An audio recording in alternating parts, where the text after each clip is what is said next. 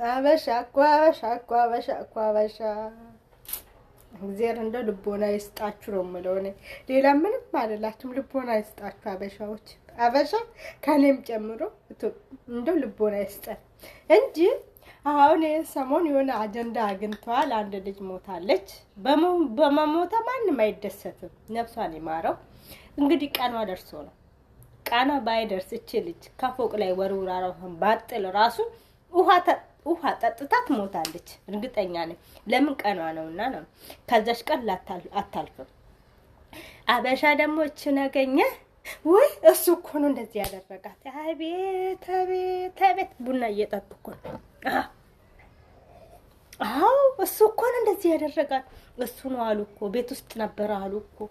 አዎ እሱ ነው አሉ ከፎቅ የወረወራት እና ደግሞ በላዋ ላይ እሷን አይፈልጋትም ፈታለው እያለ ነበረ ይላሉ። ደግሞ አቁትም እኮ ሲባል አልተሰማ። አዎ እንደዛ አሉ እኮ። አዎ እርጉዝ ነበረች እኮ ደግሞ አቤት አቤት እርጉዝ ነበረች አሉ እኮ።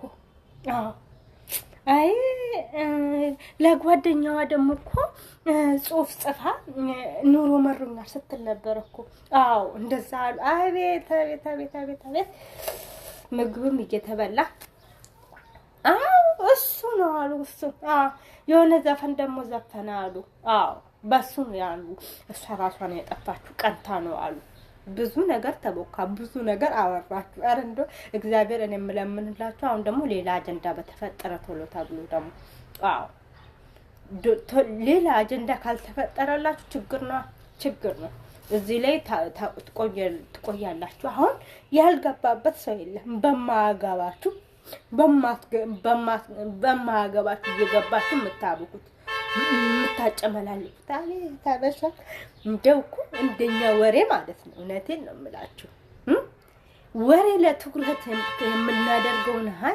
ስራ ለትኩረት ብናደርገው ኑሮ አገራችን ተሰደን አንወጣም ነበር። ሰው ነበር ተሰዶ ኢትዮጵያ ላይ ሊሰራ የሚመጣው። እንደኛ እንደ ሀገራችን አተላለቅ እንደ ሀገራችን ትልቅነት ያው አገሩ ትልቅ ሆነ እንጂ ሰው እንኳን የለም። ሰው እንኳን ነፍጥ ብቻ ነው ያለው።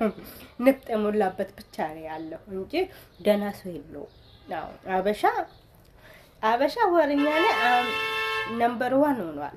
አዎ ነምበር 1 ወሬ ላይ ቡና እየጠጡ አዎ እንደዚህ እኮ ነው። አቤት አቤት አቤት አይሳ ልጅ እንዴት እንደምታምር እኮ እሷ ልጅ እኮ እሱ እኮ እንደዚህ ያደረጋት እሱ እኮ ነው የገደላት። አቤት አቤት አቤት አይ ወሬ እግዚአብሔር እኔ የምልላችሁ ደግሞ ነገ ደግሞ አበሻ እንደሆነ ሰው መሞት አይቀርም።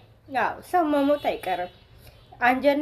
አብሽር አበሻ ውስጥ ኢትዮጵያ ውስጥ አጀንዳ አታጡም። እግዚአብሔር ይሰጣችኋል። አሁን ደግሞ እቺን የምትረሱበትን ፈጣሪ አጀንዳውን ያስተካክልላችሁ ነው የምለው። እኔ አሁን ልጅቷን አላቃትም። ነፍሷን ይማር። ስለሞተች አሳዝናኛለች። ግን በማገባኝ ውስጥ ገብቼ ግን ላቡካ አልፈልግም። አዎ ውስጧ የምታውቀው እሷ ናት።